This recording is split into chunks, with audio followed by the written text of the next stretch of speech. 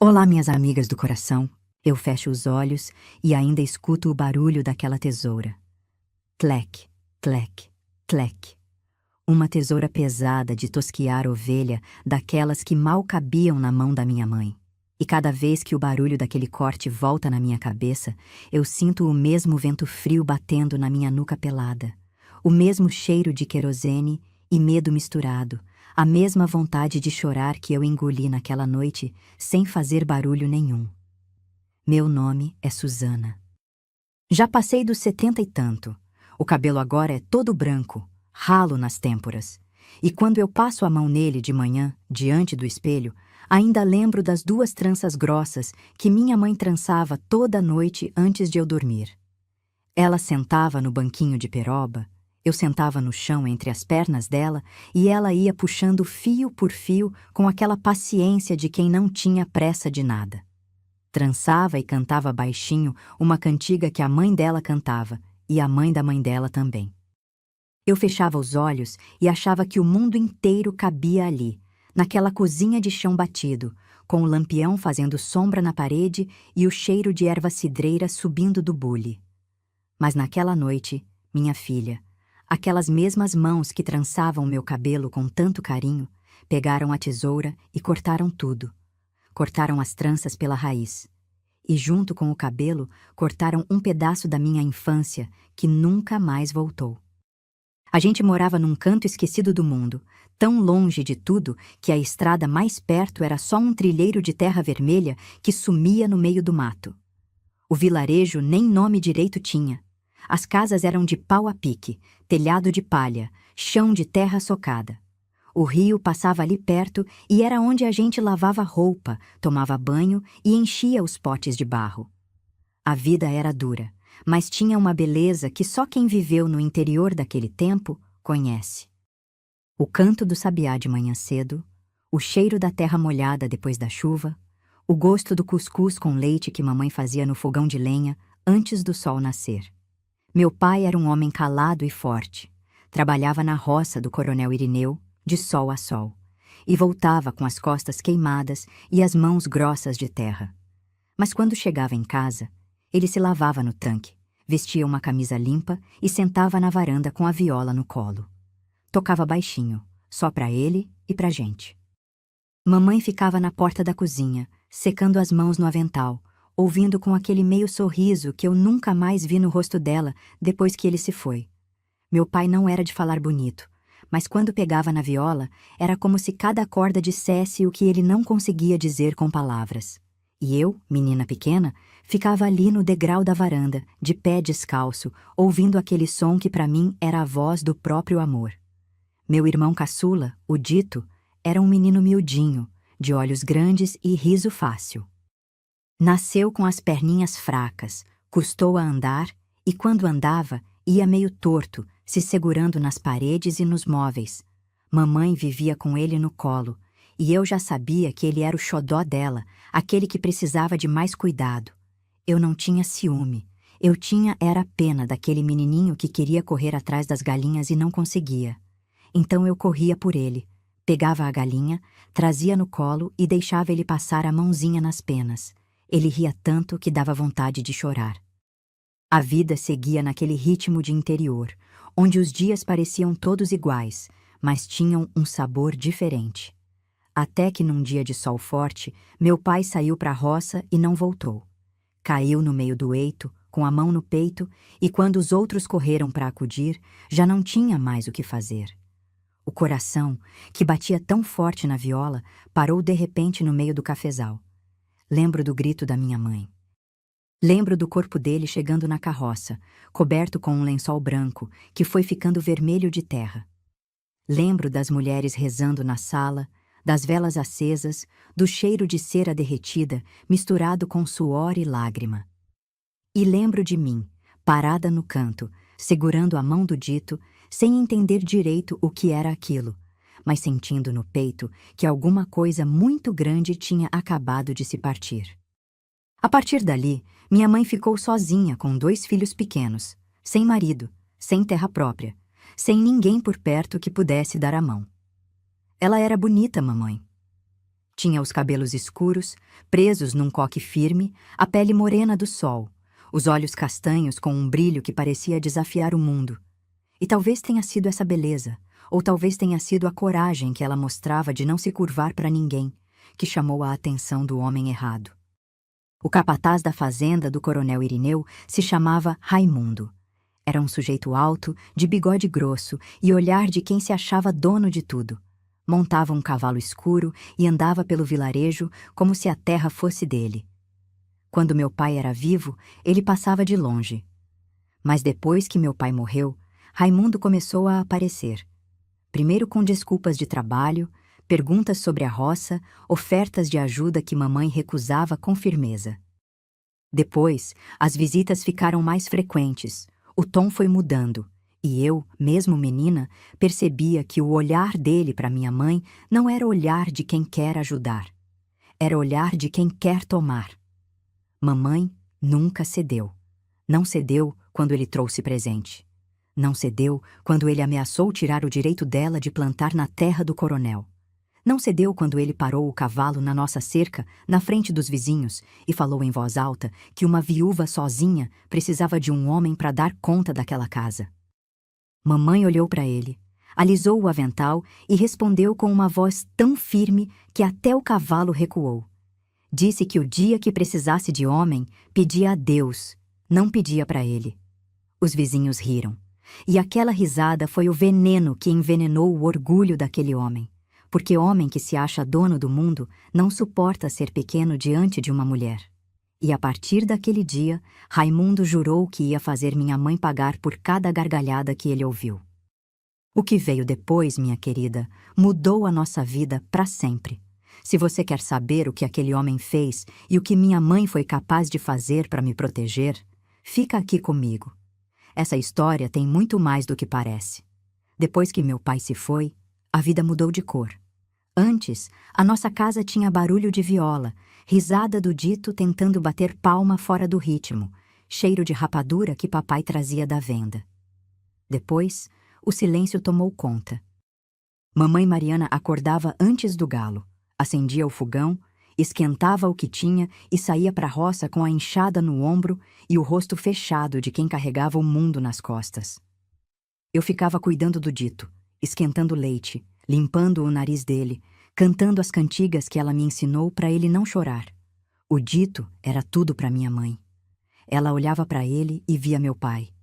Tinha o mesmo formato do rosto, o mesmo jeito de inclinar a cabeça quando prestava atenção em alguma coisa. E as perninhas fracas dele faziam mamãe ter um cuidado dobrado, uma preocupação que não descansava nunca. Toda noite, antes de dormir, ela passava óleo de mamona nas pernas do menino, massageava devagar, com uma delicadeza que eu ficava olhando da minha esteira sem fazer barulho. Depois, cobria ele com um pano de algodão, beijava a testa e ficava ali, sentada no escuro, velando o sono dele como se tivesse medo de que alguém viesse roubar aquele menino no meio da noite. E foi justamente isso que tentaram fazer. Não com o dito, mas comigo. Raimundo, depois da humilhação que levou na cerca, virou um bicho. A raiva dele fermentou como massa azeda e foi crescendo em silêncio. Ele não voltou mais à nossa porta. Mas eu via o cavalo dele passando na estrada, devagar, olhando para nossa casa com aquele olhar de quem está calculando. E um dia, sem aviso, a coisa estourou. Foi numa tarde quente, daquelas que o ar treme em cima da terra e as galinhas ficam quietas debaixo do pé de manga. Mamãe tinha ido buscar água no rio e eu estava no terreiro, varrendo o chão com uma vassoura de palha, quando vi a poeira subindo na estrada. Era a charrete do coronel Irineu. 2 homens vinham na frente e Raimundo vinha montado atrás, com aquele sorriso de quem já ganhou a parada. A charrete parou na nossa cerca. Um dos homens, que eu nunca tinha visto, desceu com um papel na mão, perguntou por Mariana e eu, com a voz tremendo, disse que ela não estava. O homem olhou para Raimundo, que fez um gesto com a cabeça, e então falou uma coisa que gelou meu sangue. Disse que, por ordem do coronel, a menina da viúva estava designada para trabalhar na casa grande a partir da manhã seguinte. que era para preparar uma trouxa de roupa porque não ia voltar tão cedo. Eu larguei a vassoura no chão. O dito, que estava sentado na porta brincando com um carretel de linha, olhou para mim sem entender nada. Raimundo desceu do cavalo, caminhou até a cerca e se abaixou para ficar na minha altura. Chegou tão perto que eu senti o cheiro de fumo mascado no hálito dele. E ali, olhando nos meus olhos, disse que era melhor a minha mãe não inventar de criar problema, porque viúva que cria problema no vilarejo do coronel perde a roça, perde a casa e perde tudo.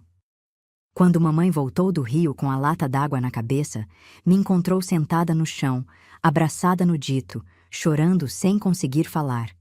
Ela largou a lata, a água derramou na terra e veio correndo. Eu contei tudo do jeito que consegui, entre soluços. O rosto da minha mãe foi mudando enquanto eu falava. Não era medo. Era uma coisa que eu nunca tinha visto antes, uma mistura de fúria e desespero que deixava os olhos dela brilhando como brasa. Ela não chorou. Não gritou. Entrou na casa, trancou a porta de pau a pique com a tranca de madeira, sentou na beira da cama e ficou em silêncio. O silêncio durou tanto que eu achei que ela tinha desistido de tudo. Mas mamãe Mariana não era mulher de desistir. Ela era pensando, calculando, planejando. Quando a noite caiu e o vilarejo inteiro já dormia, alguém bateu na nossa porta com 3 batidas leves, espaçadas. Mamãe abriu sem perguntar quem era, como se já estivesse esperando. Era tio Juca, irmão mais velho dela. Um homem magro, de pele curtida de sol, mãos calejadas e coração do tamanho do sertão. Tio Juca morava numa terrinha uns quilômetros adiante. Vivia da mula que tinha e de uns bicos que fazia nas fazendas vizinhas. Não era homem de muitas posses, mas era homem de palavra. Mamãe deve ter mandado recado por alguém durante o dia, porque tio Juca chegou já sabendo de tudo. Os dois se sentaram na cozinha, com o lampião baixo para não chamar atenção, e ficaram conversando em voz tão baixa que eu, deitada na esteira com o dito dormindo do meu lado, só pegava pedaços. Mas os pedaços que eu pegava eram suficientes para entender que a coisa era grave. Tio Juca conhecia um caminhoneiro de confiança que fazia a rota até a capital do estado vizinho. O homem levava sacas de feijão na carroceria e, por um preço justo, aceitava esconder gente debaixo da lona. Não era a primeira vez que alguém fugia assim daquele vilarejo. A lei do coronel era mais forte que a lei de Deus naquelas terras e quem não se curvava tinha que sumir. Mas tinha um problema. Um problema que eu vi partir o coração da minha mãe ali mesmo, naquela cozinha escura. A viagem seria longa, por estradas de terra esburacada, escondidos debaixo de uma lona pesada, sem parar, sem água, sem ar direito. E o dito, com as perninhas fracas e o peito que chiava toda vez que o tempo mudava, não ia aguentar. O risco era grande demais. Uma criança daquele tamanho, daquele jeito, podia sufocar, podia ter uma crise, podia não resistir aos solavancos. Tio Juca tinha uma solução. A madrinha do dito, Dona Rita, morava num sítio afastado, fora do alcance do coronel. Era mulher de confiança, de fé, que já tinha criado meia dúzia de filhos e sabia cuidar de menino doente. O dito ficaria com ela, escondido, só por uns tempos. Assim que mamãe chegasse na cidade e se arrumasse, tio Juca voltava para buscar o menino e levava ele de jardineira, numa viagem mais calma. Eu vi minha mãe abaixar a cabeça quando tio Juca explicou o plano. Os ombros dela tremeram. Ela apertou as mãos uma na outra tão forte que os nós dos dedos ficaram brancos. Ficou assim um tempo que pareceu durar a noite inteira. Depois, ergueu a cabeça, enxugou os olhos com as costas da mão e concordou. Naquela hora, minha querida, eu entendi uma coisa que só fui compreender de verdade muitos anos depois. Que ser mãe às vezes é escolher qual pedaço do coração vai sangrar primeiro. Mamãe não estava abandonando o dito, estava tentando salvar os dois. Mas para salvar os dois, tinha que se separar de um. E aquela separação, que deveria durar só umas semanas, acabou durando para sempre. Mas isso eu só ia descobrir depois. Naquela noite, o que eu sabia era que a gente ia fugir. E que antes de fugir, mamãe ainda ia fazer uma coisa que eu nunca ia esquecer enquanto tivesse vida. Tio Juca saiu antes do galo cantar. Ia buscar a Dona Rita para levar o dito e depois acertar com o caminhoneiro. Mamãe Mariana ficou acordada a noite inteira. Eu sei porque eu também não dormi. Fiquei de olhos fechados, fingindo, mas espiando pela fresta da pálpebra. E o que eu vi foi minha mãe sentada no chão, do lado da esteira onde o dito dormia, passando a mão nos cabelos dele devagarinho, num carinho tão manso que parecia que ela estava tentando gravar na palma da mão a maciez daquele cabelo de menino. De vez em quando, ela levava os dedos até o nariz e cheirava, como se quisesse guardar o cheiro dele dentro de si para não esquecer nunca. O dito dormia com a boca aberta, respirando com aquele chiado fino que a gente já conhecia. As perninhas tortas debaixo do lençol, uma mãozinha fechada perto do rosto. Ele não sabia de nada. Não sabia que aquela era a última noite que ia dormir perto da mãe. Não sabia que, quando acordasse, o mundo dele já ia ter mudado. E mamãe, ali no escuro, sabia de tudo, e mesmo assim não deixou cair uma lágrima. Guardou tudo para dentro, como sempre fez a vida inteira. Quando o céu começou a clarear, aquele tom de cinza que vem antes do rosa da madrugada, tio Juca voltou. Não veio sozinho. Trazia Dona Rita, uma mulher baixa, larga de quadril, com um lenço amarrado na cabeça e um rosário pendurado no pescoço. Dona Rita era a madrinha do dito de batismo, mulher de oração, que morava num sítio tão afastado que nem o coronel sabia que existia. Ela entrou na casa em silêncio, olhou para a mamãe e as duas se abraçaram sem dizer nada. Aquele abraço disse tudo o que precisava ser dito. Mamãe acordou o dito com cuidado. O menino abriu os olhos devagar, esfregou o rosto e sorriu quando viu a mãe. Aquele sorriso, meu bem, é uma coisa que eu carrego aqui dentro do peito como se fosse uma fotografia que não desbota. Mamãe pegou ele no colo, apertou contra o corpo e ficou balançando de um lado para o outro, como fazia quando ele era recém-nascido. Eu vi o queixo dela tremendo. Vi ela morder o lábio de baixo tão forte que deve ter tirado sangue. Mas não chorou. Não podia chorar, porque se chorasse, o dito ia sentir que alguma coisa estava errada e ia começar a gritar, e o barulho podia acordar os vizinhos, e tudo ia por água abaixo. Ela vestiu o menino com a melhor roupinha que ele tinha, uma camiseta de algodão cru que ela mesma tinha costurado, e calçou nele as sandálias de couro que meu pai tinha mandado fazer antes de morrer. Penteou o cabelo dele com o pente de osso, molhando com cuspe porque não tinha mais água no pote. Depois abriu a trouxa que tinha preparado e tirou de dentro um paninho bordado com as iniciais do dito. Era o único bordado que mamãe tinha feito com linha de verdade, não com fio de saco. Enrolou o paninho no pescoço do menino como se fosse um cachecol e disse para Dona Rita que aquele pano não era para tirar, que era para ele dormir com aquilo todo dia, para sentir o cheiro da mãe mesmo de longe. Dona Rita pegou o dito no colo. O menino estranhou, fez aquele biquinho de quem vai chorar. Mas Dona Rita tinha jeito com criança. Começou a fazer cócegas na barriga dele, e o biquinho virou risada. Mamãe ficou parada na porta, com os braços caídos do lado do corpo, vendo Dona Rita se afastar pelo trilheiro com o filho dela nos braços. O dito, por cima do ombro da madrinha, acenou com a mãozinha. Um aceno pequeno, torto, de menino que não sabia que estava dizendo adeus. Mamãe levantou a mão e acenou de volta. Ficou acenando até a figura de Dona Rita sumir na curva do caminho, atrás do arvoredo. Depois baixou o braço devagar, entrou na casa e fechou a porta. E ali, sozinha comigo, deixou o corpo escorregar pela parede até sentar no chão. Eu me ajoelhei do lado dela e abracei.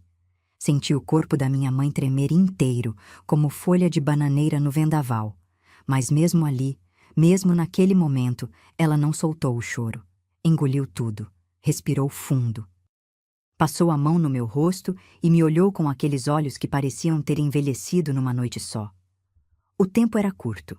Tio Juca já tinha avisado que o caminhão passava ao anoitecer e não esperava ninguém. Mamãe se levantou, lavou o rosto na bacia, prendeu o cabelo firme e começou a preparar o que a gente ia levar. Não era muita coisa. Uma trouxa com 2 mudas de roupa, um pedaço de rapadura, um cantil com água e o paninho bordado com as iniciais do dito. Tudo cabia num saco de estopa. Depois, quando a tarde já estava morrendo e a luz do sol entrava de lado pela fresta da janela, mamãe me chamou e me sentou no banquinho de peroba. O mesmo banquinho onde ela sentava toda noite para trançar meu cabelo. Eu olhei para ela e vi que nas mãos não tinha o pente de osso. Tinha a tesoura de tosquiar. Eu entendi na hora. Entendi antes dela falar qualquer coisa. E senti um frio na barriga que desceu até os pés. Meu cabelo era comprido, grosso, escuro como o dela. Chegava na cintura. Era a coisa mais bonita que eu tinha. A única coisa que as outras meninas do vilarejo elogiavam. Quando eu andava na estrada, as tranças balançavam nas minhas costas e eu me sentia a menina mais rica do mundo, mesmo sendo a mais pobre. Mamãe segurou minha trança da esquerda. Eu senti o puxão leve no couro cabeludo. Depois, o peso da tesoura encostando atrás da orelha. E então, tlec. O primeiro corte. A trança caiu no chão de terra batida como uma cobra morta. Eu olhei para ela no chão e senti que um pedaço de mim tinha caído junto. Mamãe não parou. Pegou a outra trança. Tlec. Mais cabelo no chão. Depois foi aparando o resto com a tesoura. Curto, rente, desigual, como se cortasse pelo de animal. Raspou a nuca com a lâmina do facão, passando cuidado para não cortar a pele. Quando terminou, pegou um punhado de carvão do fogão e esfregou no meu rosto. Nos braços. No pescoço. Depois, abriu a trouxa e tirou uma roupa que eu nunca tinha visto. Calça velha de brim remendada, camisa larga de mescla, chapéu de palha furado. Roupa de moleque de roça. Me vestiu peça por peça, ajeitou o chapéu na minha cabeça e me virou para o espelho partido que ficava pendurado na parede. Eu não me reconheci. A menina das tranças tinha sumido. No lugar dela, tinha um moleque sujo, magro, de olhar assustado. Mamãe se agachou na minha frente, segurou meu rosto com as 2 mãos e me olhou fundo nos olhos. E naquele olhar, sem precisar de palavra nenhuma, eu entendi tudo. Entendi que ela estava destruindo a minha beleza para salvar a minha vida. Que cada corte daquela tesoura doía mais nela do que em mim. E que se existia um amor capaz de cortar as próprias tranças da filha sem derramar uma lágrima, esse amor tinha o nome de Mariana. Tio Juca chegou quando o céu já estava escuro de vez. Eu estava pronta. Mamãe estava pronta. E a noite mais longa da minha vida estava só começando. Tio Juca nos levou pelo trilheiro dos fundos, aquele que passava atrás do cemitério velho e descia até a beira da estrada de terra onde o caminhão ia parar. A noite estava escura de doer, sem lua, sem estrela, o céu tampado de nuvem grossa. Eu tropeçava nas raízes e nas pedras porque não enxergava um palmo adiante do nariz, e mamãe Mariana me segurava pelo braço com uma firmeza que quase me levantava do chão a cada tropeço. Tio Juca ia na frente, com um lampião apagado na mão, porque acender era arriscar demais. Ele conhecia o caminho de cor, cada curva, cada buraco, cada galho baixo. O mato era fechado e os bichos da noite faziam um barulho que me arrepiava os pelos da nuca raspada. Grilo, coruja, sapo coachando e de vez em quando um estalo de galho seco que fazia a gente parar e prender a respiração. Cada barulho podia ser um capanga do Raimundo. Cada sombra podia ser um homem a cavalo. Meu coração batia tão forte que eu tinha certeza que dava para ouvir de longe, como tambor de festa junina. Chegamos na beira da estrada e tio Juca nos escondeu atrás de uma moita de espinheiro. A espera foi pior que a caminhada.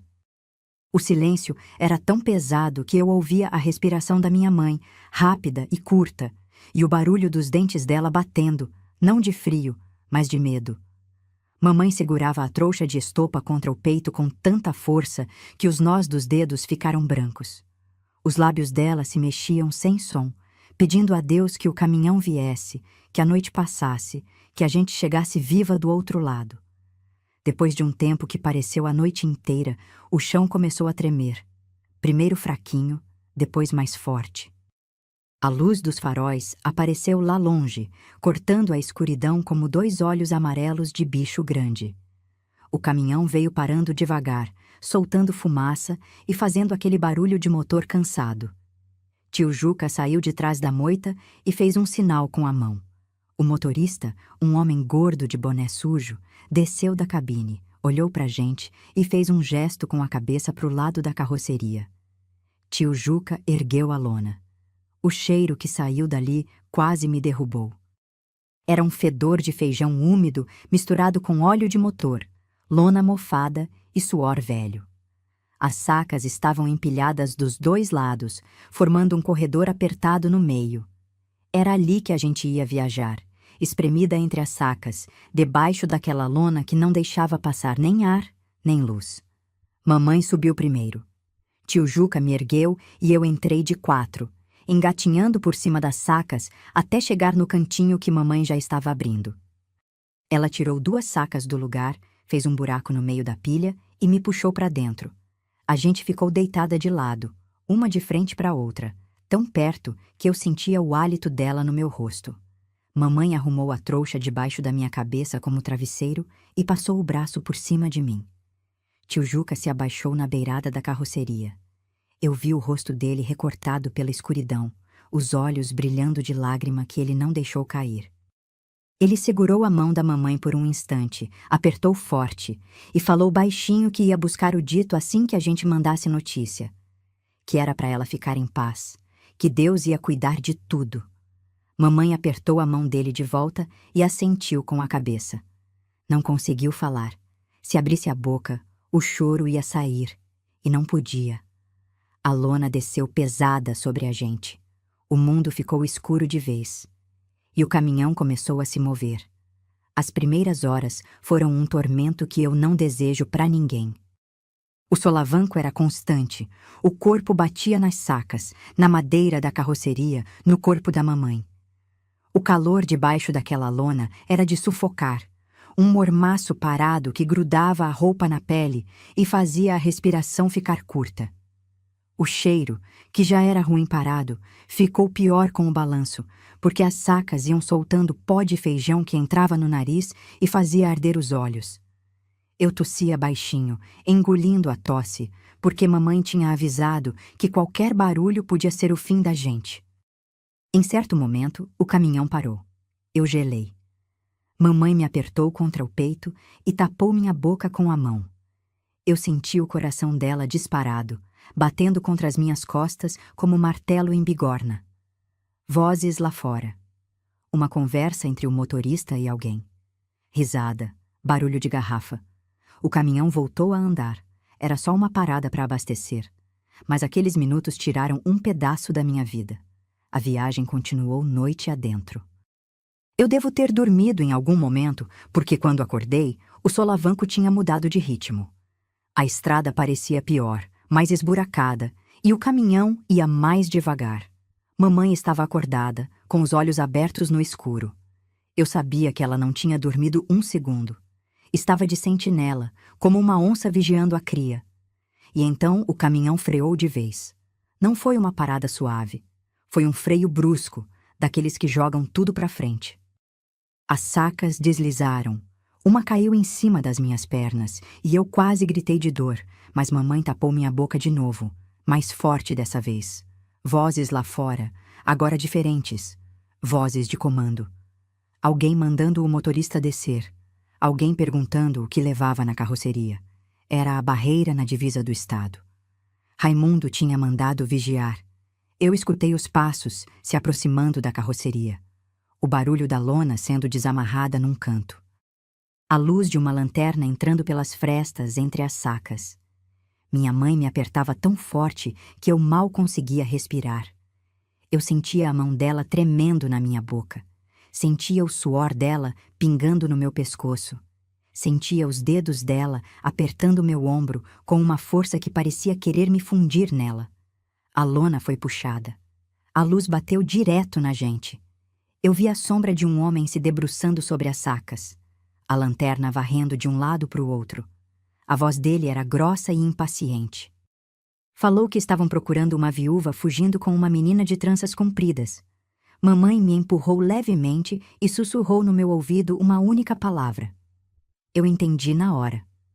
Encolhi os ombros, afundei o chapéu na cabeça e comecei a tossir.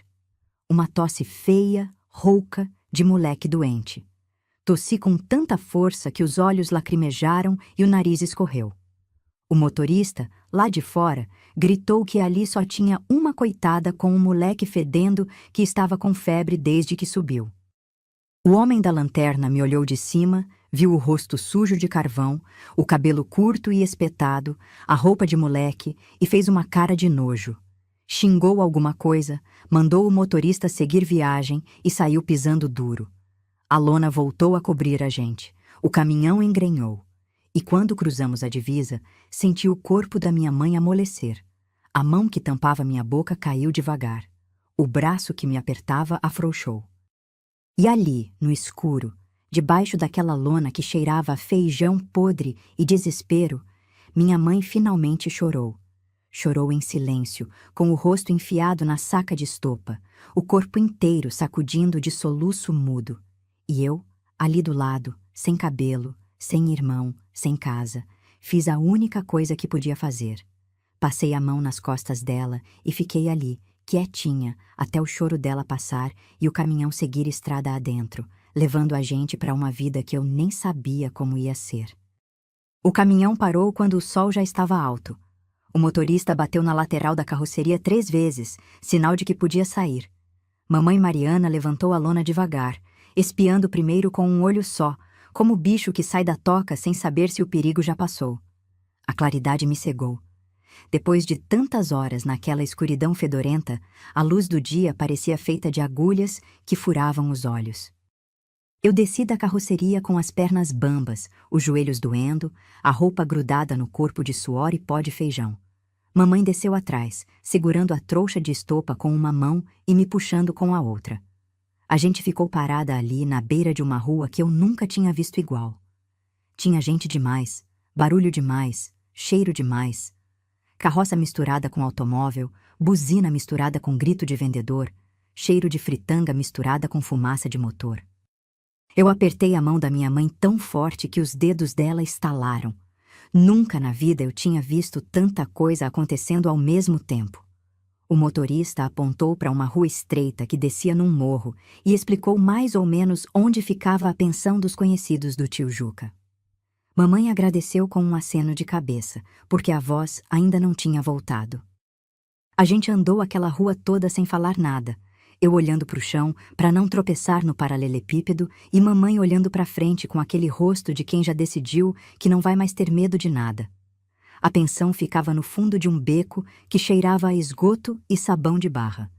Era uma construção velha, de parede encardida, com varais cruzando de um lado para o outro, cheios de roupa molhada.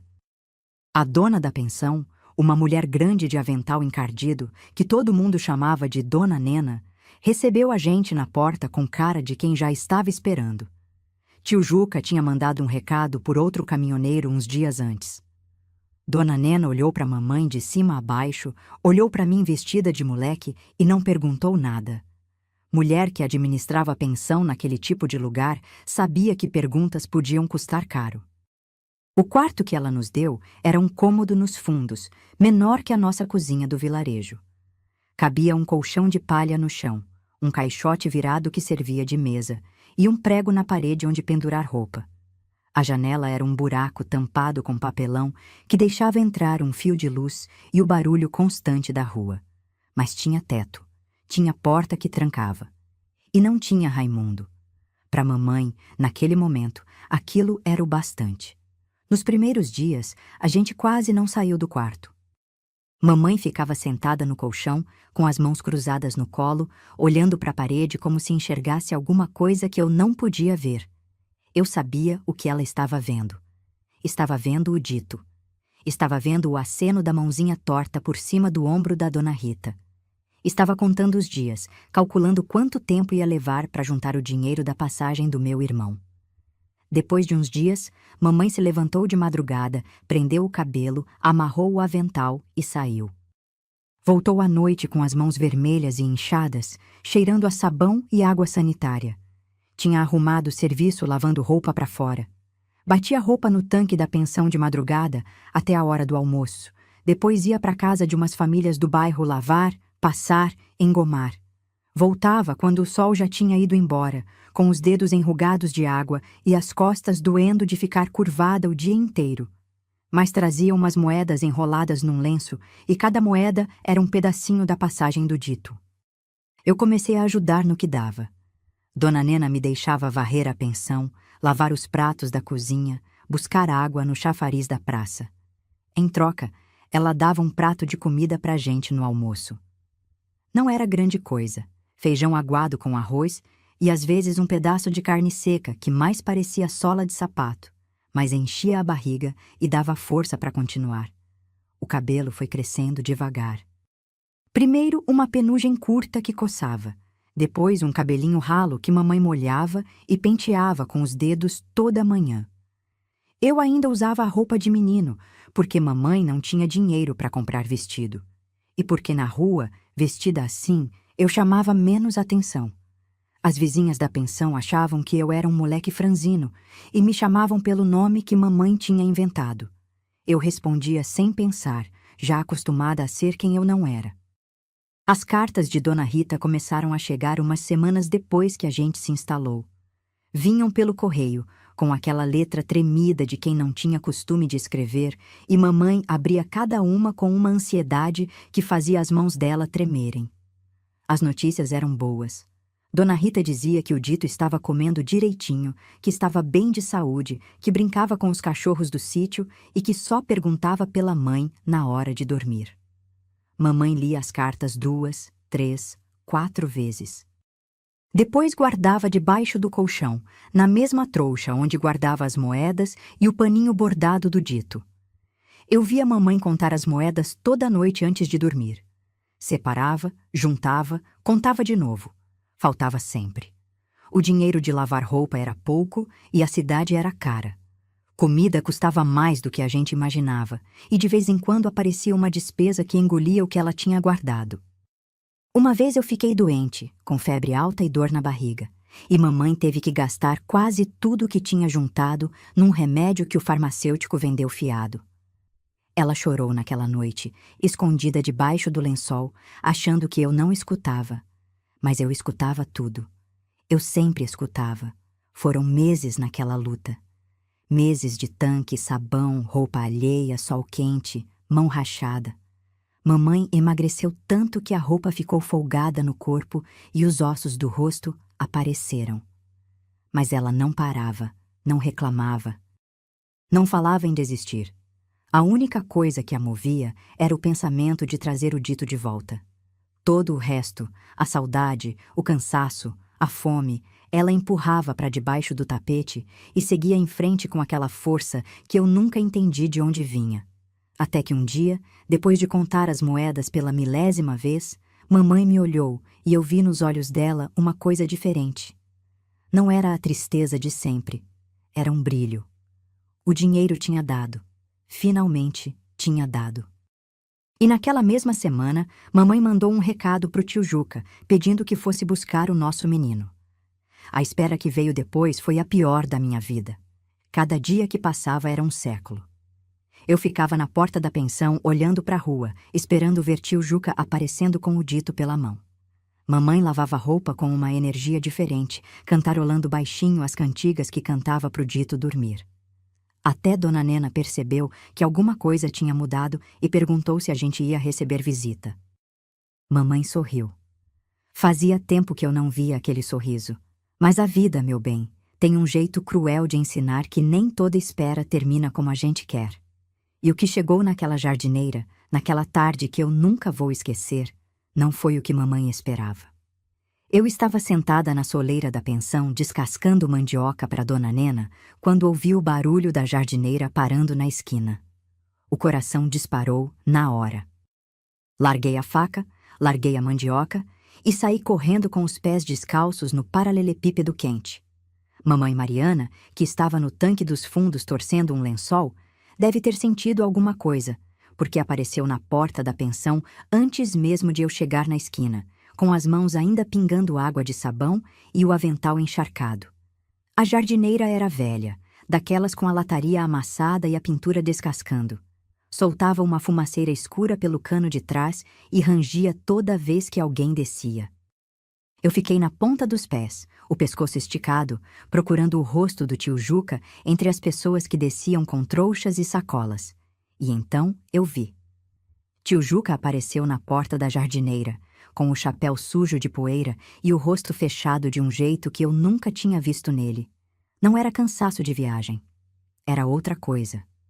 Uma coisa que fez minhas pernas pararem de andar antes da minha cabeça entender por quê. Tio Juca desceu o degrau devagar. E nos braços dele, enrolado num cobertor de algodão apesar do calor que fazia, vinha o Dito. Não vinha andando. Não vinha segurando a mão do tio. Vinha carregado, a cabeça molinha encostada no ombro do meu tio, os olhinhos fechados, o corpinho tão miúdo dentro daquele cobertor que parecia ter encolhido desde a última vez que eu tinha visto. Mamãe deu um passo, depois outro.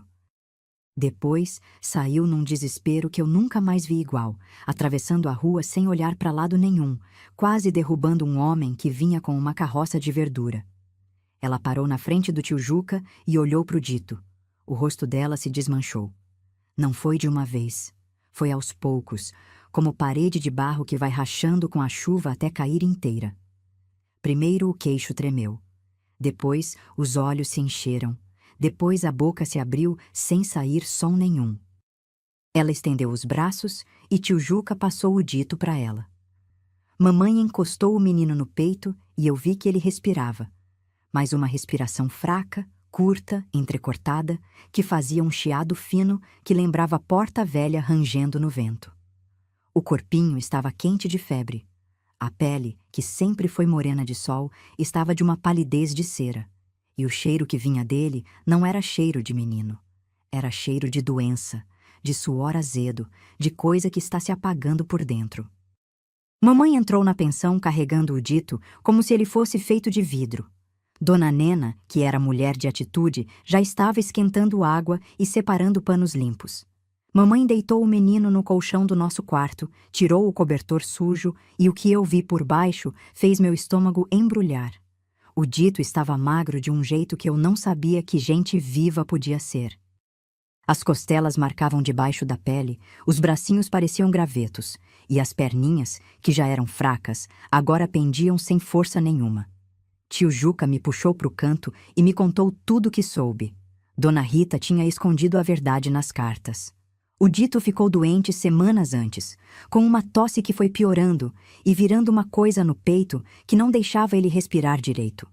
Dona Rita, com medo de causar desespero na minha mãe, que já vivia sufocada de saudade e pobreza, não contou nada. Achou que ia resolver sozinha, com chá de guaco, cataplasma de banha, simpatia de benzedeira. Coisas que talvez funcionassem para resfriado de gente forte, mas não para um menino que já nasceu com o peito fraco e as pernas bambas. Quando o tio Juca chegou no sítio da Dona Rita para buscar o Dito, encontrou o menino de cama, queimando de febre, o peito chiando tão alto que dava para ouvir do terreiro. Dona Rita chorava de joelhos, pedindo perdão, dizendo que achou que ia passar, que não quis causar mais sofrimento. Tio Juca não perdeu tempo com desespero.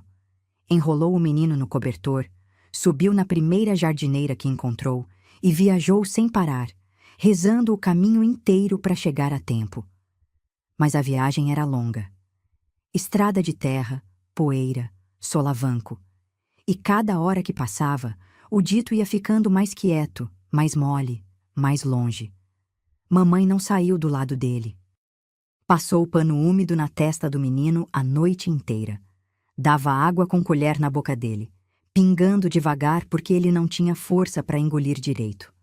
Orava baixinho, com a testa encostada na testa do filho, como se a fé pudesse passar de um corpo para o outro pelo toque. Eu fiquei sentada no canto do quarto, abraçando os joelhos. sem conseguir fazer nada, além de olhar e pedir a Deus que não levasse meu irmão. De madrugada, o Dito abriu os olhos. Foi a primeira vez desde que chegou que ele pareceu enxergar alguma coisa de verdade. Olhou para a mamãe e eu vi o canto da boquinha dele se mexer. Não chegou a ser um sorriso. Foi mais como uma lembrança de sorriso, um fantasma daquela risada que ele dava quando eu trazia a galinha para o colo dele. Mamãe pegou a mãozinha dele e levou até o próprio rosto, encostando os dedos do menino na bochecha molhada de lágrima. O Dito fechou os olhos de novo. Deu um suspiro tão pequeno que quase não fez barulho.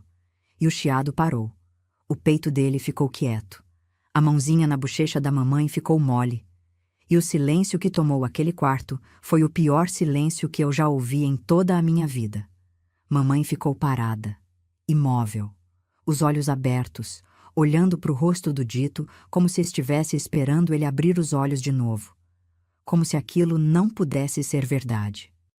Como se a qualquer momento o peito do menino fosse voltar a subir e descer, e o chiado ia voltar e tudo ia ficar bem.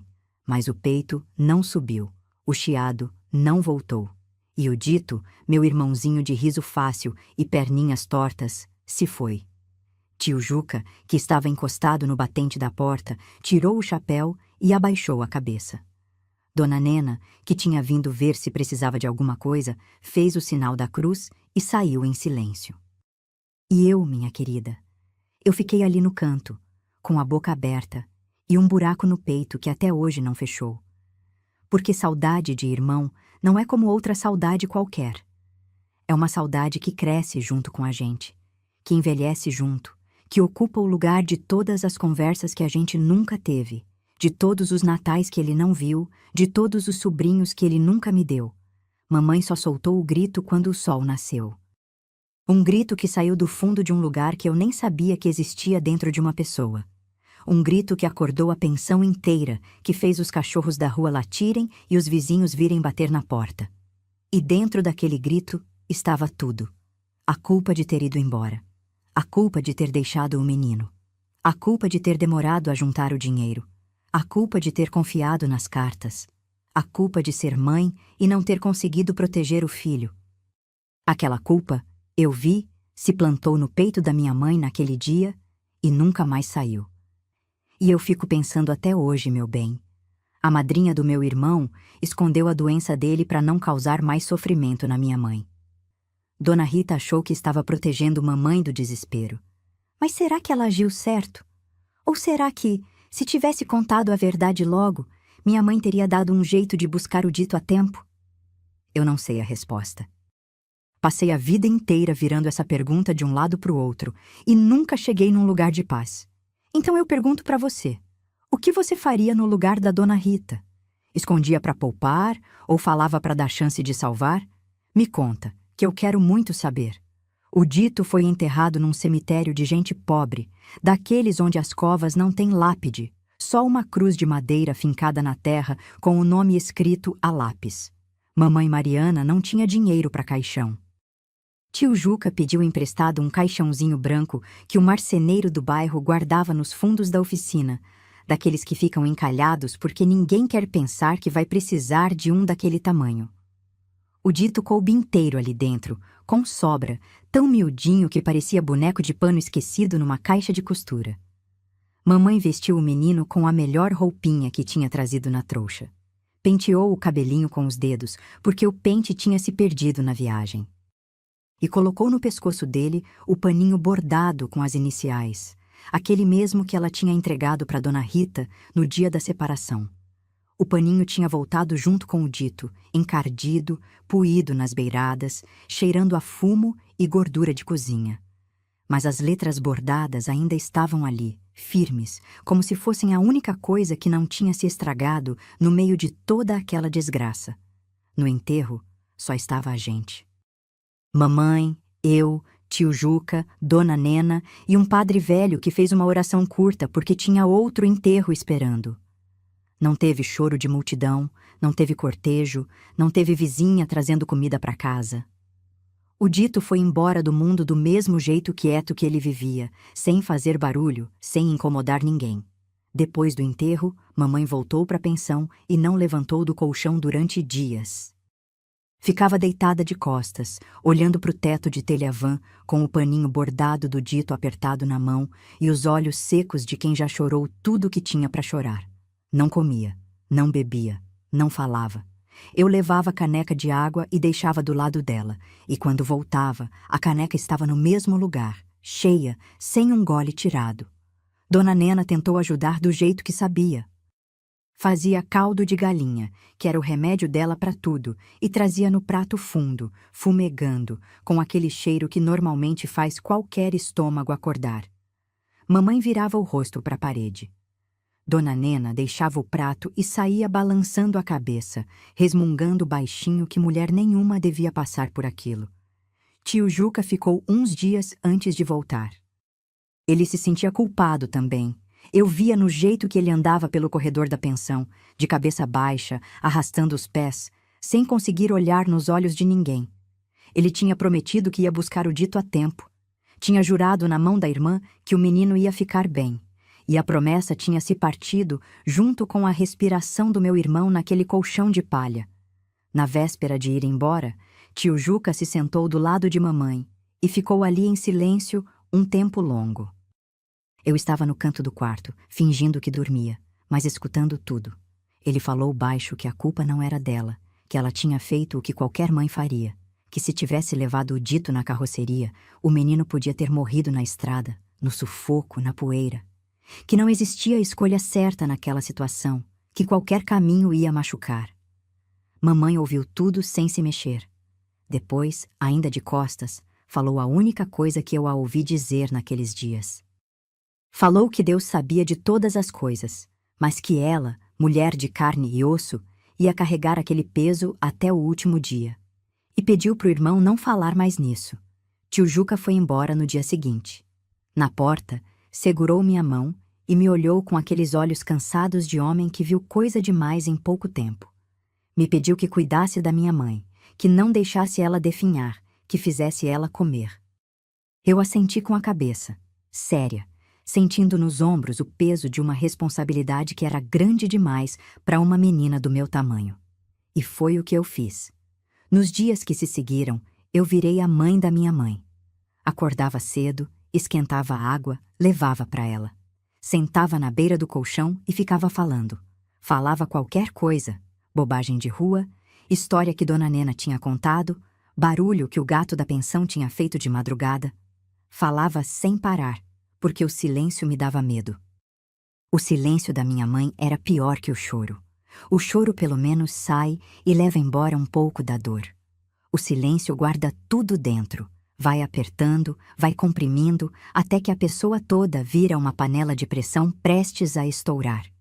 Um dia, já fazia tempo que o dito tinha ido, eu voltei da rua com um ramo de flores do mato que tinha achado crescendo numa frincha do muro. Eram florezinhas miúdas, amarelas, sem perfume nenhum, dessas que nascem em qualquer canto porque ninguém se importa com elas. Eu pus as flores dentro de uma lata velha com água e coloquei no caixote que servia de mesa, bem na frente da mamãe. Ela olhou para as flores. Olhou por um tempo que eu não sei medir. Depois esticou a mão e tocou numa das pétalas com a ponta do dedo, tão devagar que parecia ter medo de machucar a flor. Naquela noite, pela primeira vez, mamãe tomou um gole do caldo que Dona Nena trouxe. E no dia seguinte, sentou na cama. E no outro, levantou. E no outro, voltou para o tanque de lavar roupa. Não foi uma cura. Não foi uma virada milagrosa como nos livros. Foi uma coisa lenta, pesada, arrastada, como alguém que está atolada no barro e vai se puxando centímetro por centímetro, sem saber se vai conseguir sair. Mamãe voltou a trabalhar, voltou a comer, voltou a falar. Mas alguma coisa dentro dela tinha mudado para sempre. O brilho dos olhos, aquele que desafiava o mundo lá no vilarejo, tinha apagado. No lugar ficou uma luz baixa, mansa, cansada. Luz de lamparina quase sem querosene.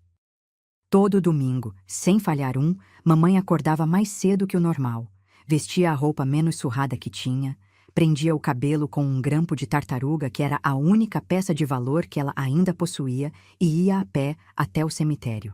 Levava um raminho de qualquer coisa que encontrasse pelo caminho, capim-limão, folha de pitanga, florzinha do mato. Sentava na beira da cova do dito e ficava ali, quieta, com a mão espalmada na terra, como se estivesse alisando a cabeça do filho. Às vezes eu ia junto. Às vezes ela pedia para ir sozinha. E nos domingos que ela ia sozinha, voltava com os olhos inchados, mas com o rosto mais leve, como se tivesse deixado um pouco do peso lá na terra do cemitério. A rotina da cidade foi engolindo a gente aos poucos. Mamãe lavava, eu ajudava a Dona Nena, os meses foram passando e a dor, que no começo era uma ferida aberta, foi virando cicatriz. Cicatriz grossa, feia, que repuxa a pele e dói quando o tempo muda. Mas cicatriz. Coisa que a gente aprende a carregar sem gritar toda hora. E eu, menina que tinha virado mãe antes da hora, entendi naquela época uma coisa que carrego comigo até hoje. Que a gente não morre só quando o coração para. A gente morre um pedacinho cada vez que perde alguém que ama. E minha mãe, naquele quarto de pensão, morreu um pedaço que nunca mais nasceu de volta. Mas a vida, criatura teimosa que é, não para porque a gente quer parar. E o destino ainda tinha planos para nós duas, que eu nem desconfiava. Eu fui crescendo naquele beco de pensão, entre varais de roupa e panelas de alumínio, aprendendo a ler com os pedaços de jornal que Dona Nena usava para forrar a mesa da cozinha. Mamãe Mariana nunca teve estudo, mas tinha uma teimosia danada de que eu ia aprender. Quando soube que a paróquia do bairro tinha uma escola de freiras que aceitava meninas pobres, não descansou até me matricular. Ia lá todo dia, com o avental ainda molhado do tanque, falar com a madre superiora, até que a freira cansou de dizer não e me deixou entrar. Eu era a mais velha da turma e a mais pobre. As outras meninas usavam sapato e fita no cabelo. Eu ia de chinelo de dedo e o cabelo preso com barbante. Mas eu era também a mais faminta de aprender. Sentava na primeira carteira, não perdia uma palavra. Copiava tudo no caderno que mamãe comprou com o dinheiro de um mês de roupa lavada. As letras foram entrando na minha cabeça como sementes em terra boa. E em pouco tempo eu já lia corrido, já escrevia sem errar tanto, já fazia conta de cabeça mais rápido que a freira. Mamãe se orgulhava sem falar. Eu sabia pelo jeito que ela olhava para o meu caderno quando eu chegava em casa, passando o dedo por cima das letras como se estivesse tocando coisa sagrada. Ela não entendia o que estava escrito, mas entendia que aquilo era a escada que ia me tirar da vida de tanque e sabão. E ela estava disposta a me empurrar para cima, degrau por degrau, mesmo que ficasse lá embaixo, sozinha, com as mãos rachadas de tanto lavar o mundo dos outros. Fui crescendo e o corpo foi mudando. O cabelo voltou comprido, não mais em tranças de menina, mas solto nos ombros de moça. As curvas apareceram onde antes só tinha osso e pele esticada de magreza. Eu trabalhava meio período na pensão e estudava o resto do dia. Dona Nena, que nunca teve filha, me tratava quase como se eu fosse dela. Me ensinou a cozinhar de verdade, não só o feijão aguado da necessidade, mas galinhada com quiabo, farofa de ovo, bolo de mandioca com canela que perfumava o beco inteiro. E quando mamãe via eu aprendendo aquilo, dava aquele meio sorriso que tinha sobrado nela, aquele que não era felicidade completa, mas era o mais perto que ela conseguia chegar. A cidade foi crescendo junto comigo. O beco foi virando rua, a pensão ganhou uma segunda parede de tijolo, e o bairro, que era de gente fugida e desenganada, foi se enchendo de famílias que vinham de tudo quanto é canto, buscando a mesma coisa que a gente tinha buscado: uma chance. Mamãe continuava lavando roupa, mas agora tinha mais clientela, e o dinheiro, que antes mal dava para o feijão, já dava para um vestido de chita de vez em quando e um sapato fechado para eu ir na missa de domingo. E foi na missa que eu conheci Roberto. Ele apareceu num domingo de manhã, sentado no banco de trás da igreja, com uma camisa branca engomada e o cabelo penteado para o lado com brilhantina. Era um rapaz alto, moreno, de mãos grandes e rosto limpo, sem barba, sem bigode, com uns olhos castanhos mansos que olhavam para frente com uma seriedade que me chamou a atenção na hora. Não era a seriedade de homem bruto. Era a seriedade de quem já passou por coisa suficiente na vida para não desperdiçar sorriso à toa. Eu notei ele. E ele notou que eu notei. E durante várias missas seguidas, a gente ficou naquele jogo silencioso de olhares que se cruzam e se desviam, como passarinho que pousa no galho e voa quando a gente chega perto. Eu ficava vermelha toda vez que os olhos dele encontravam os meus e apertava as mãos uma na outra tão forte que as unhas marcavam na palma. Roberto era marceneiro. Tinha aprendido o ofício com um tio que fazia móveis sob encomenda para casas de família. Não era rico, mas era trabalhador, daqueles que saem de casa antes do sol e voltam com serragem no cabelo e cheiro de madeira fresca na roupa. Ganhava a vida honradamente, morava num quarto alugado perto da marcenaria e mandava dinheiro todo mês para a mãe dele, que morava no interior. Homem que sustenta a mãe de longe, minha boa, é homem que sabe o valor de uma mulher. A aproximação foi lenta, como tudo que é verdadeiro. Primeiro os olhares. Depois, um bom dia na saída da missa. Depois, uma conversa na porta da igreja, que foi se esticando até o padre fechar o portão. Depois, um passeio na praça, com mamãe sentada num banco ali perto, vigiando, porque mulher direita não andava sozinha com homem sem ter quem olhasse. Roberto conquistou mamãe antes de me conquistar, e fez isso do jeito mais simples do mundo. Consertou a porta do quarto da pensão que rangia toda a noite e tirava o sono de mamãe. Chegou num sábado com a caixa de ferramentas, tirou a porta das dobradiças, lixou, ajeitou, recolocou. A porta parou de ranger. E mamãe, que desconfiava de todo homem desde o Raimundo, olhou para Roberto e eu vi nos olhos dela uma coisa rara, parecida com aprovação. Ele nunca soube da nossa história completa. Mamãe não queria que ninguém soubesse da fuga, do vilarejo, do coronel, do Raimundo. Tinha vergonha, não do que fez, mas do que foi feito com a gente. Então eu contei a Roberto só o que precisava, que meu pai tinha morrido, que a gente tinha vindo do interior, que meu irmão tinha falecido ainda pequeno. Ele ouviu tudo sem interromper, com aquela seriedade mansa dele, e quando eu terminei, ele só fez uma coisa. Pegou minha mão e apertou. Não perguntou detalhes, não quis saber mais do que eu quis contar. Só apertou minha mão e ficou ali, firme, como a madeira que ele trabalhava todo dia.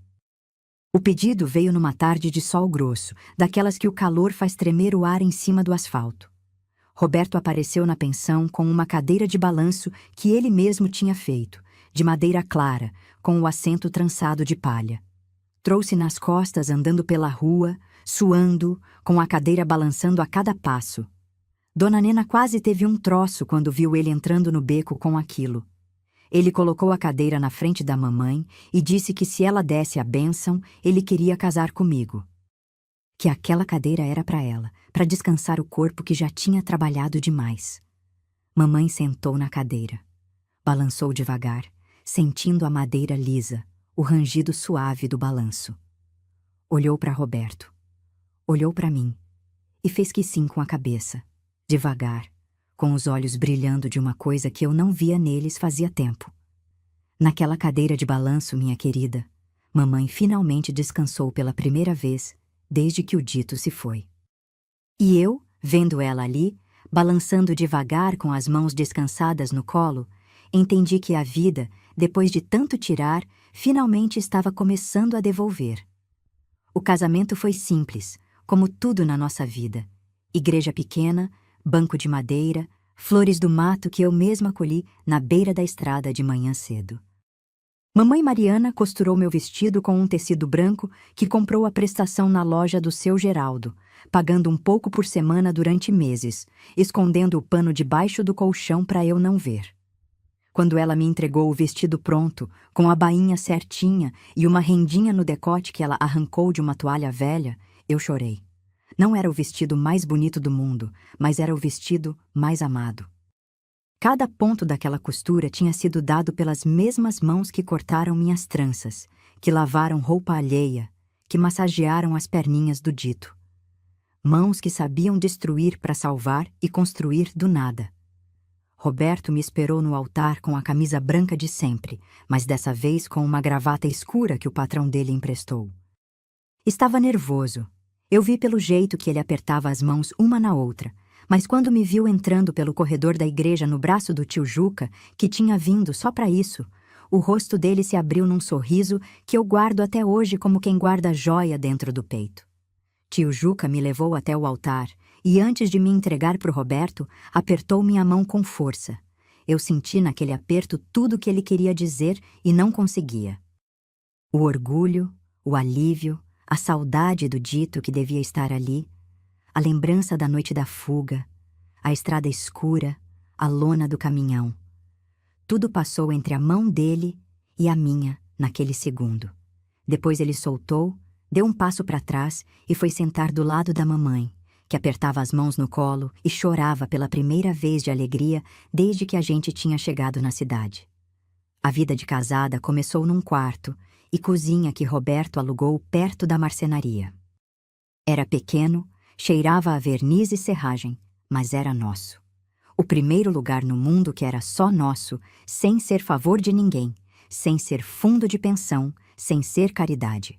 Roberto saía cedo e voltava à noite com os bolsos cheios de serragem e o rosto cansado, mas sempre com aquele jeito manso de falar que me acalmava. Ele nunca levantou a voz para mim. Nunca levantou a mão. Nunca me fez sentir menor do que eu era. E para uma menina que cresceu vendo a mãe ser ameaçada por homem covarde, isso valia mais que ouro. Mamãe continuou na pensão, mas agora eu ia buscar ela todo domingo para almoçar na nossa casa. Eu fazia galinhada do jeito que Dona Nena me ensinou e mamãe sentava na cadeira de balanço que Roberto tinha feito e ficava ali, balançando com o prato no colo, comendo devagar e olhando pela janela com aqueles olhos que agora tinham um pouco mais de luz. A cadeira de balanço tinha virado o trono dela. Era ali que ela sentava para descansar, para cochilar depois do almoço com as mãos cruzadas sobre o avental. Quando eu descobri que estava esperando meu primeiro filho, o mundo girou. Eu estava na cozinha, ralando mandioca, quando senti uma tontura que me fez largar o ralo e sentar no chão. Roberto me encontrou ali e ficou branco de susto, achando que eu estava doente. Mas não era doença, era vida. Vida nova brotando dentro de mim como muda de planta que nasce na fresta do muro sem ninguém ter plantado. A gravidez foi tranquila no corpo, mas agitada na alma. Eu pensava no dito o tempo inteiro. Pensava que ele nunca ia conhecer meu filho. Pensava no riso dele, nas perninhas tortas, no aceno da mãozinha por cima do ombro da Dona Rita. E pensava na minha mãe, que carregava a culpa como quem carrega pedra amarrada no pescoço, e que toda noite, antes de dormir, ainda sussurrava o nome do dito como se ele pudesse ouvir de onde estivesse. A barriga foi crescendo e mamãe foi aparecendo cada vez mais. Toda semana ela vinha com alguma coisa. Uma roupinha que tinha costurado. Um sapatinho de tricô que aprendeu a fazer com uma vizinha da pensão. Um paninho bordado com as iniciais que ela ainda não sabia quais seriam, mas bordava assim mesmo, com ponto cheio e linha de verdade, igual ao paninho que o dito levou no pescoço até o fim. Eu via ela bordando e sabia que cada ponto era uma conversa com o filho que se foi.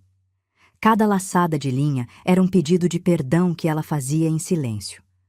O menino nasceu numa madrugada de chuva. Chuva grossa, daquelas que fazem barulho no telhado de zinco e enchem as sarjetas em minutos. A parteira era uma mulher velha do bairro, de mãos firmes e voz de comando, que mandava eu respirar e empurrar como se eu estivesse arando terra. Roberto ficou do lado de fora, andando de um lado para o outro, rezando alto, batendo a mão na parede toda vez que eu gritava. E mamãe ficou do meu lado, segurando minha mão, enxugando meu suor com um pano úmido, falando baixinho no meu ouvido que ia ficar tudo bem, que ela estava ali, que não ia sair de perto. Quando o menino nasceu e soltou o primeiro choro, a parteira levantou ele no ar e eu vi. Era miudinho. Tinha os olhos apertados, a boca aberta, os bracinhos se mexendo no ar como se estivesse tentando agarrar o mundo. E quando a parteira limpou ele e colocou no meu peito, Eu olhei para o rosto daquele recém-nascido e vi uma coisa que me tirou o fôlego. O formato do rosto, a inclinação da cabeça, o jeitinho de franzir o nariz. Era o Dito. Não era o Dito, eu sabia, mas era como se um pedacinho dele tivesse voltado, escondido dentro daquele bebê, para lembrar a gente de que o amor não morre, só muda de endereço. Eu olhei para a mamãe. Ela estava parada ao lado da cama, com as mãos juntas na frente do peito, olhando para o bebê com uma expressão que eu nunca tinha visto no rosto dela.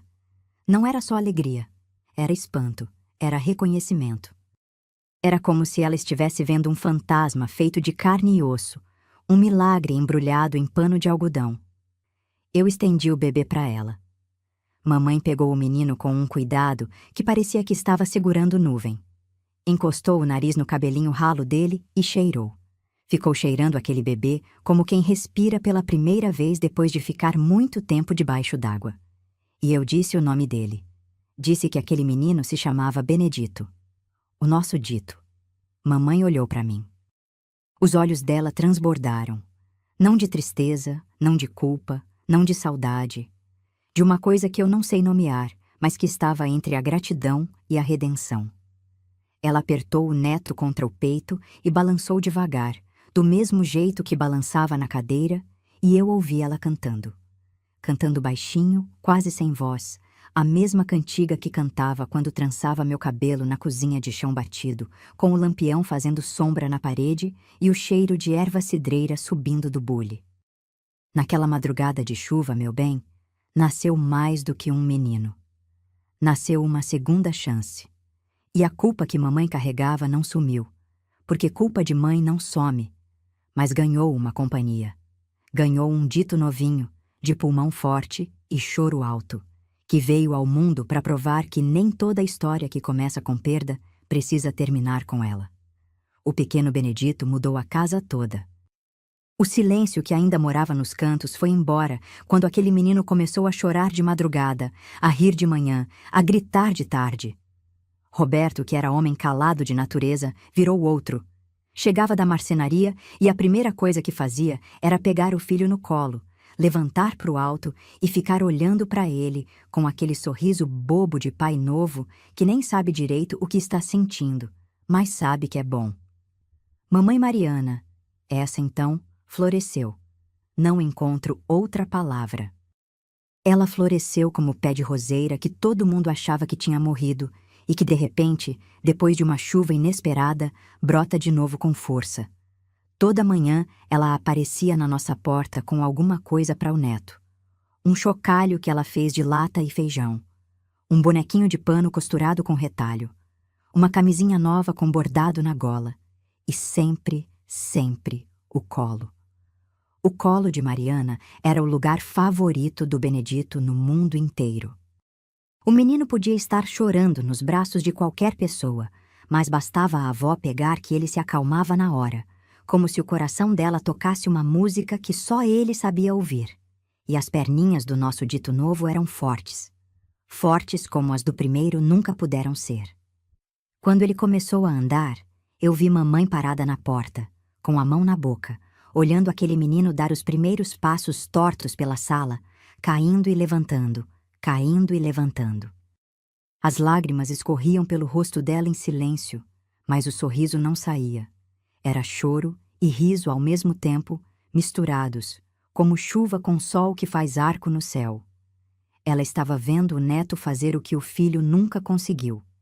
E naquele momento, eu soube que alguma coisa dentro da minha mãe estava sendo costurada de volta, ponto por ponto, devagar, como ela costurava as roupinhas do bebê. Os anos foram passando e a família foi crescendo. Depois do Benedito veio o Carlos, depois o Paulo, depois o Jorge. 4 meninos fortes, saudáveis, barulhentos, que encheram a casa de vida e a rua de confusão. Roberto teve que mudar para um lugar maior, uma casinha de 2 quartos com quintal que ele mesmo ajudou a construir nos fins de semana. E mamãe, que já não lavava mais roupa para fora porque eu não deixava, veio morar com a gente. Trouxe a cadeira de balanço, a caixa de costura e uma sacola com todas as cartas que Dona Rita tinha mandado, amarradas com barbante. Eu nunca entendi por que ela guardou aquelas cartas, as mesmas que mentiram sobre a saúde do dito. Talvez porque eram as últimas notícias que ela teve do filho vivo. Talvez porque precisava daquele pedaço de papel para acreditar que houve um tempo em que o dito estava bem e brincava com cachorros e só perguntava pela mãe na hora de dormir. Mamãe virou a rainha da casa. Costurava as roupas dos meninos, fazia bolo de mandioca com canela que eles brigavam para lamber a colher, contava histórias do interior que eles ouviam de boca aberta. Nunca contou a história da fuga. Nunca contou do Raimundo, do coronel, da tesoura, da lona do caminhão. Para os netos, a avó era uma senhora que tinha vindo do interior e pronto. O passado ficou trancado dentro dela como roupa guardada em baú que ninguém abre. Mas o passado, criatura, tem um jeito de voltar quando a gente menos espera. E ele voltou numa tarde comum, dessas que não tem nada de especial, quando eu estava estendendo roupa no quintal e ouvi mamãe gritar da sala. Corri para dentro, achando que ela tinha caído, que tinha se machucado, que alguma coisa tinha acontecido com os meninos. Mas mamãe estava de pé, parada no meio da sala, com o rosto branco como cal, olhando para a porta. Na porta estava um homem velho, magro, curvado, com um chapéu surrado na mão e o rosto marcado de sol e tempo. Eu não reconheci. Mas mamãe reconheceu. Era um homem do vilarejo, um dos peões antigos da fazenda do coronel Irineu. Ele tinha saído de lá fazia pouco, depois que o coronel morreu e as terras foram divididas entre os herdeiros. Andou por muitos lugares até chegar naquela cidade. E alguém, num desses acasos que a vida inventa, mencionou que uma mulher chamada Mariana, que tinha fugido com a filha fazia muitos anos, vivia naquele bairro. O homem veio trazer notícias, e as notícias eram pesadas. Raimundo, o capataz, tinha ficado com raiva da fuga durante anos. Espalhou pelo vilarejo que minha mãe tinha fugido porque devia dinheiro ao coronel, que era mulher sem honra, que tinha abandonado o próprio filho. Manchou o nome da minha mãe como quem joga lama em parede branca.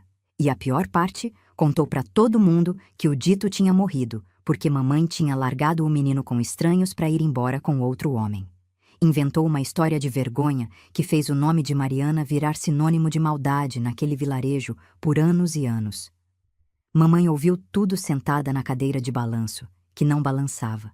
Ficou dura, com as mãos agarradas nos braços da cadeira, os nós dos dedos saltando debaixo da pele.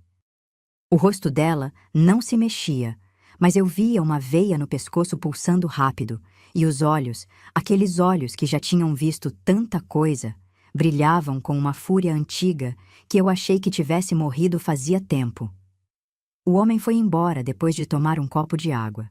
Pediu desculpas por trazer aquele peso, disse que achou que ela merecia saber o que andavam falando dela.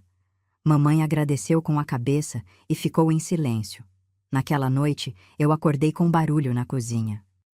Levantei devagar para não acordar Roberto e encontrei mamãe sentada à mesa, com o lampião aceso e as cartas de Dona Rita espalhadas na frente. Ela não estava lendo, porque não sabia ler. Estava passando os dedos por cima das letras, devagar, como fazia no meu caderno da escola. E chorava baixinho, com a boca fechada, engolindo o soluço para não acordar os netos. Eu sentei do lado dela, sem falar nada. Peguei a mão da minha mãe, aquela mão que tinha cortado tranças, lavado o mundo e segurado a minha a vida inteira.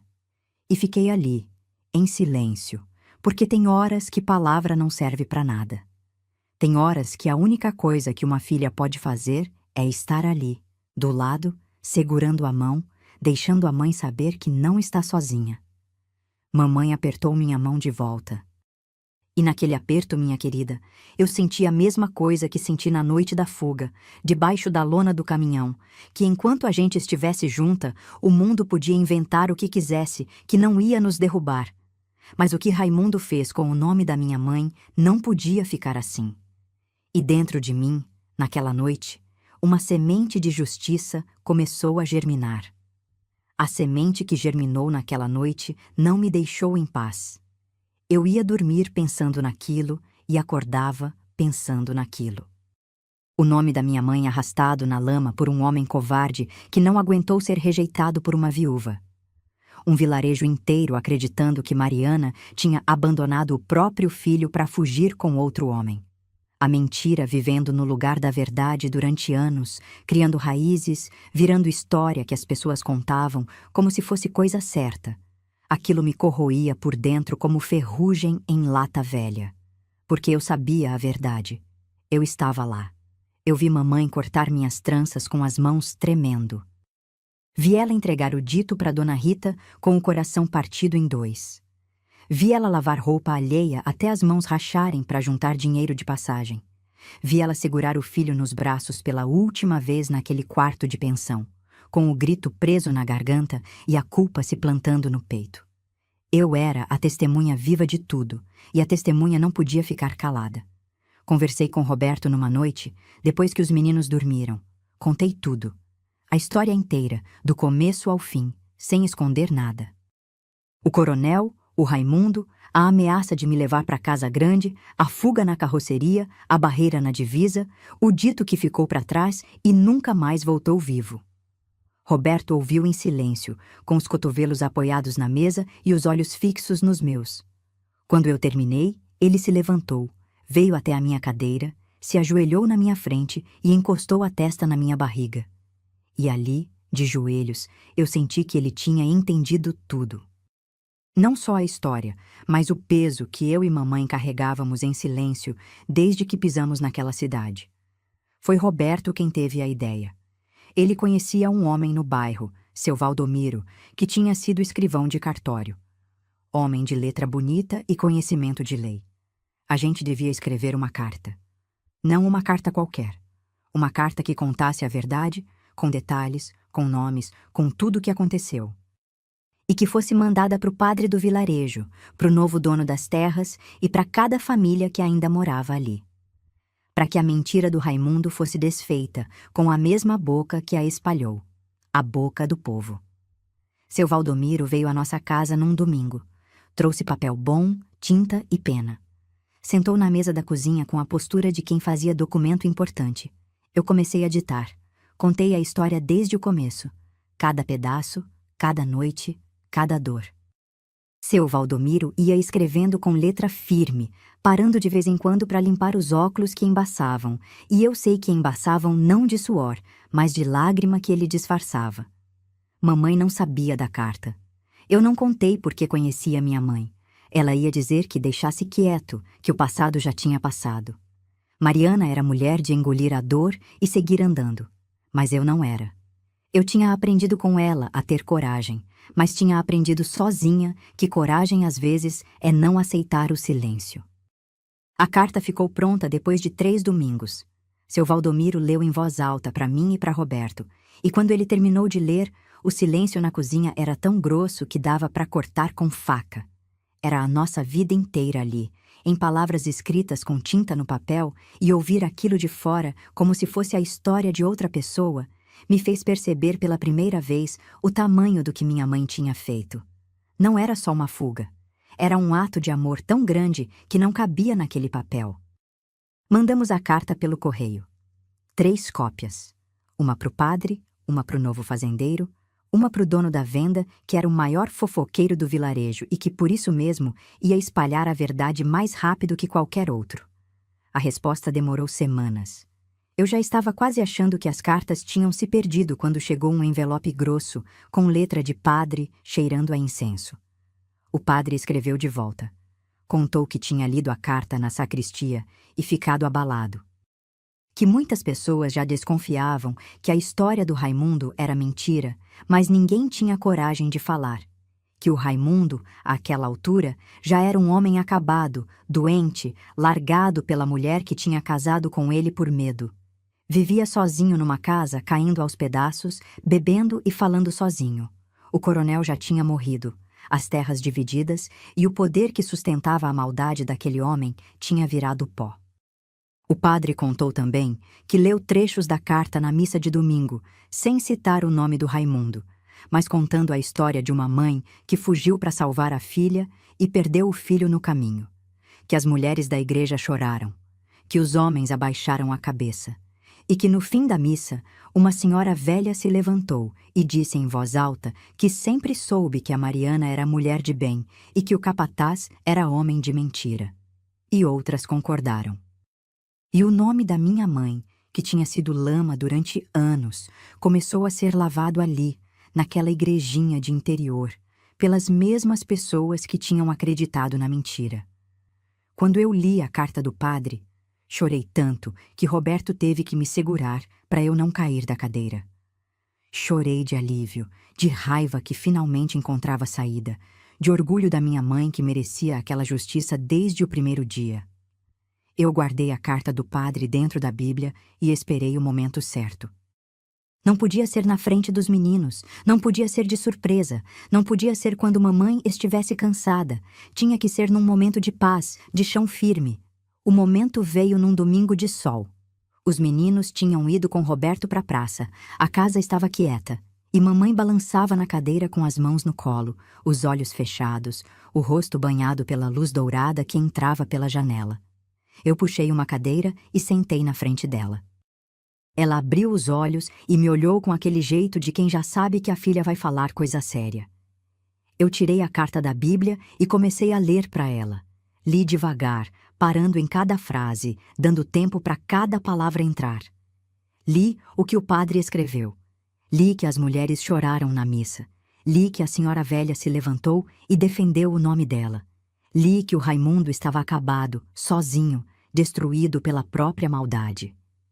Mamãe ouviu tudo sem se mexer. A cadeira parou de balançar. As mãos ficaram apertadas uma na outra. Quando eu terminei de ler, olhei para ela e vi uma coisa que nunca mais esqueci. O rosto da minha mãe estava molhado de lágrima, mas os olhos tinham um brilho que eu não via desde antes da fuga. Era o brilho de quem foi devolvida a si mesma, de quem finalmente ouviu o mundo dizer o que ela sempre soube, mas nunca pôde provar, que ela era uma boa mãe, que tudo que fez, fez por amor. E que a mentira, por mais que dure, não resiste quando a verdade resolve falar. Mamãe não falou nada. Só esticou os braços e eu me joguei neles como menina pequena, como naquela noite na pensão, quando ela caiu sentada na parede depois que o dito se foi. Ficamos abraçadas ali, no meio da sala, com o sol entrando pela janela e a cadeira de balanço vazia atrás de nós, ainda se mexendo sozinha, devagar, como se o próprio dito estivesse ali, balançando. Mamãe Mariana viveu muitos anos depois daquele domingo em que eu li a carta do padre para ela. Viveu para ver o Benedito crescer, ir para a escola, aprender a ler e escrever o que ela nunca pôde. Viveu para ver o Carlos entrar no seminário e depois mudar de ideia e virar professor de criança, que no fundo é quase a mesma coisa. Viveu para ver o Paulo abrir uma oficina mecânica com as próprias mãos e o Jorge estudar contabilidade e ser o primeiro da família a usar gravata todo dia. 4 homens formados, cada um com sua vida, cada um carregando no sangue a teimosia da avó e a mansidão do avô que eles nunca conheceram, mas que vivia dentro de cada gesto calado do pai deles. Mamãe costurou roupinha para cada neto que nasceu. Cada um ganhou um paninho bordado com as iniciais, feito com linha de verdade e ponto cheio, igual ao que o dito levou no pescoço. Era o jeito dela de dizer que cada criança que chegava era um pedaço do menino que se foi, uma sementinha daquele riso que ficou parado no tempo. E quando os bisnetos começaram a aparecer, ela já não enxergava direito para bordar, mas sentava na cadeira de balanço com a agulha na mão e fazia o ponto de memória, sem olhar, sem errar, como se os dedos soubessem o caminho sozinhos. A cadeira de balanço que Roberto fez nunca saiu daquela casa. O assento de palha foi trocado 3 vezes, a madeira foi envernizada de novo, um dos braços rachou e Roberto consertou com tanto capricho que ficou mais bonito que antes. Era naquela cadeira que mamãe sentava toda a tarde, com o paninho bordado do dito no colo, olhando pela janela o quintal onde os netos brincavam. E quando o vento batia na cortina de renda que ela mesma tinha costurado, eu via ela fechar os olhos e sorrir. E eu sabia que naquele momento ela estava ouvindo alguma coisa que a gente não ouvia. Talvez o chiado fino do dito dormindo. talvez a viola do meu pai na varanda, talvez a cantiga da minha avó, lá de um tempo tão antigo que só existia dentro da memória dela. Mamãe se foi numa madrugada de outubro, com cheiro de jasmim entrando pela janela. Não sofreu. Dormiu na cadeira de balanço depois do jantar, com o paninho do dito no colo e as mãos cruzadas sobre ele, e simplesmente não acordou. Quando eu fui chamar ela de manhã e vi o rosto sereno, sem dor, sem medo, sem culpa, eu não gritei. Não caí. Não desabei como ela desabou quando perdeu o dito. Eu me ajoelhei do lado dela, segurei aquela mão que já estava fria e agradeci.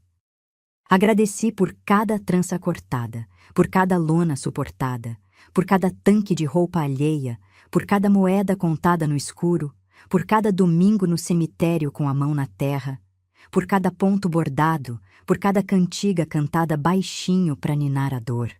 Nós enterramos mamãe do lado do dito. Roberto mandou fazer uma lápide de pedra, coisa simples, mas digna, com o nome dela e o do menino juntos, porque era assim que tinha que ser. Mãe e filho, lado a lado, descansando finalmente no mesmo lugar, depois de uma vida inteira separados pela maldade dos homens e pela teimosia do destino. Roberto se foi uns anos depois, quieto como viveu, sem incomodar ninguém, num dia de semana comum. Estava na marcenaria, lixando uma mesa que tinha prometido para um vizinho, e sentou para descansar e não levantou mais. O coração parou do mesmo jeito que o do meu pai, no meio do trabalho, com as mãos cheirando a madeira. Às vezes eu penso que Deus leva embora os homens bons no meio do ofício para eles não perderem tempo com despedida. Homem bom não precisa de discurso. A vida inteira dele já é a despedida.